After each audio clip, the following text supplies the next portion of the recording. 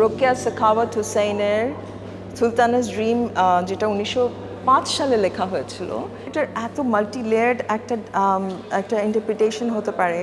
এটাকে অনেকে feminist utopia বলা হয়, কিন্তু আমি ওটার থেকেও বড়ভাবে দেখি এটা একটা ইকুয়ালিটির কথা বলে। This is not only a simple exhibition where the doors of the gallery will be opened and closed, but an exhibition which will try to create a dialogue, a conversation with the society. Art is the space where we can have the discussions that there's no space for in the public discourse. Art allows us to break these kind of barriers and to be a champion of human rights.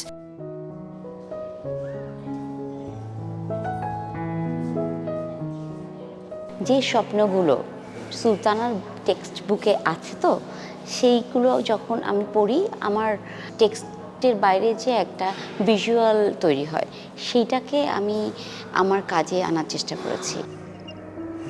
মানুষকে আমি আসলে welcome জানাচ্ছি একটা dreamy ল্যান্ডে। Sister সারা যে হচ্ছে সুলতানাকে ওই ড্রিমে একটা ভিজিট দেওয়ায়, অডিয়েন্সকে আমি ওরকম সিস্টার সারার রোলে একটা স্টোরি টেল করবো। বলা যায় হচ্ছে র্যাশনাল একটা স্বপ্ন ছিল সুলতানাস ড্রিম, বাট আমারটা খুব ইররেশনাল একটা স্বপ্ন চলে আসে। সো আমার কাজটা ঠিক ওভাবেই হচ্ছে আসলে পোট্রে করেছি। শোষিত লিঙ্গ হিসেবে সমাজে আমাদের নারীদের লৈঙ্গিক বৈষম্যই আছে, তাদের যে শোষণ, সেগুলোর সাথে শিক্ষার একটা বড় গুরুত্বপূর্ণ ভূমিকা আছে। এই জায়গা থেকে রেহেল নিয়ে আমার কাজ করা। আমি কাজ করেছি কাদেরাবাদ হাউজিংয়ের লেডিল্যান্ডকে নিয়ে। ফজরের আজান থেকে কেউ রাস্তা ঝাড়ু দিয়ে, তারপরে চায়ের দোকান খুলে সবজি বিক্রি করে, সন্ধ্যার দিকে পিঠা বেচে যুদ্ধ করে এই মহিলারাই সেই কাদেরাবাদের লেডিল্যান্ডটাকে পরিচালিত করছে। কিছু শব্দ আমি সিলেক্ট করে সেটা হচ্ছে যে পুরুষ শরীরে লিখছি। আমি বাদেও আরও 10টা পুরুষের ভাবনা কি থাকতে পারে, ওই ভাবনার জায়গাটাই একটু তাড়িত করার জন্য আমার চেষ্টা। এই এডুকেশনাল টাইমে নারীরা, কর্মজীবী নারীরা তাদের লাইফটাকে নিয়ে কীভাবে ভাবছেন, তাদের ড্রিমটাকে নিয়ে কীভাবে ভাবছেন, সেই জায়গা থেকে আমি অনেকের কাছে লেখা চাই। আমার কাছে প্রায় 30-35টার মতো ড্রিম আসে।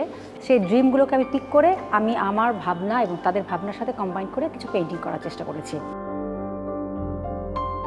বিশেষ শিশুদের আঁকা ছবির মাধ্যমে আমি তাদের সক্ষমতা, তাদের কাজের যে শক্তি, গতি, সেগুলো আমি তুলে ধরার চেষ্টা করেছি নিজের শিল্পকর্মের সাথে।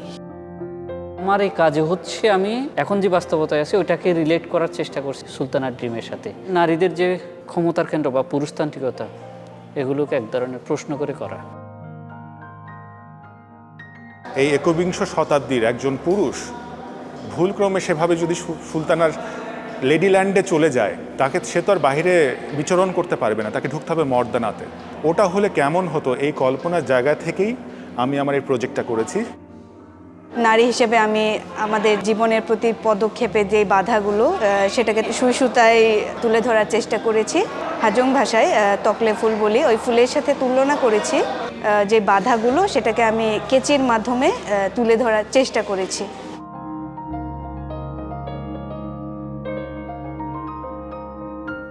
এক বছরের একটা বিভিন্ন পরিকল্পনা, মুক্তিযুদ্ধ জাদুঘরের এই স্থায়ী যে স্পেস মিউজিয়াম, সেটাকে মাথায় রেখে আমরা 20 জন শিল্পীর কাজ এখানে দেখছি। শিল্পীরা চেষ্টা করেছে সুলতানার স্বপ্নকে সামনে রেখে নিজেরাও স্বপ্ন দেখতে এবং তাদের কাজে বাস্তবায়ন করতে। শুধুমাত্র নারী মুক্তির জায়গাটাই দেখতে চাইনি আমরা এখানে, যেটা বলছি এনভায়রনমেন্টাল কনসিয়াসনেসটা একটা বড় ব্যাপার। আরেকটা হচ্ছে অ্যান্টি ভায়োলেন্স। এক্সিবিশনটা দেখলেও আপনাদের মনে হবে যে এটা খুব কন্টেম্পোরারি একটা ইস্যু, যখন সমমনা কতগুলো মানুষ একসাথে হয়ে কিভাবে সুন্দর করে সমাজ গড়তে পারে, সেই চিন্তাটা ছিল আসলে মুখ্য। সেই মুখ্য চিন্তাটাই তাদের কাজের মধ্যে নিয়ে আসার চেষ্টা করেছে। Sultana's Dream has started a new journey with the UNESCO recognition. We think that it's really something we need to look back, but not only to look back, but also to look forward. We all know that we are going through a very difficult time, not only in Bangladesh, it's a global crisis, the crisis of civilization. And here I think Sultana's Dream is a dream for the future, a dream for harmony and peace.